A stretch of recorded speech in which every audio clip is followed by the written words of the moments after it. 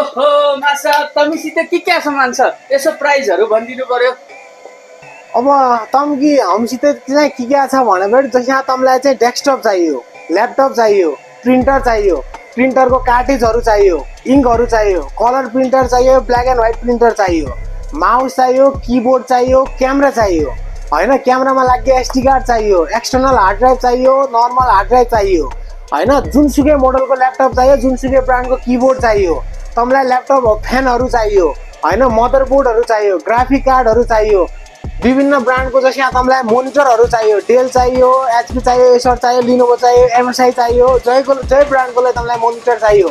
अनि किबोर्डहरु गेमिङ चाहियो कि तमलाई नर्मल चाहियो कि ल्यापटपको चाहियो कि डेस्कटपको चाहियो कि हैन, मेकानिकल किबोर्ड चाहियो कि हैन, जस्तै क्याट 6 केबलहरु चाहियो कि 3+1 केबल चाहियो कि एनभीआर चाहियो, जिले तमलाई सामान चाहिन्छ एकदमै सस्तो प्राइसमा चाहिँ बेताल इन्टरनेशनलले तमलाई प्रोभाइड गरिदिन्छ। आईटी सम्बन्धी चाहिने सबै सामग्रीहरु जस्तै टेलिफोन सेटहरु, एटेन्डेन्स डिभाइसहरु, पीएबीएक्स सिस्टमदेखि लिबटी तमलाई आईटी सम्बन्धी चाहिने टोटल सामग्रीहरु बेताल इन्टरनेशनलमा पुग्न सक्नुहुन्छ तमले। अनि रिपेयरिङहरु पनि गर्नुहुन्छ तपाईहरु कि? रिपेयरिङ पनि हुन्छ। रिपेयरिङमा चाहिँ तमलाई के छ भने यहाँ तमरो डेस्कटप छ, ल्यापटप छ, प्रिन्टर छ, कार्टेज रिफिल छ, बडी लिबट सबै कुराहरु गरिन्छ।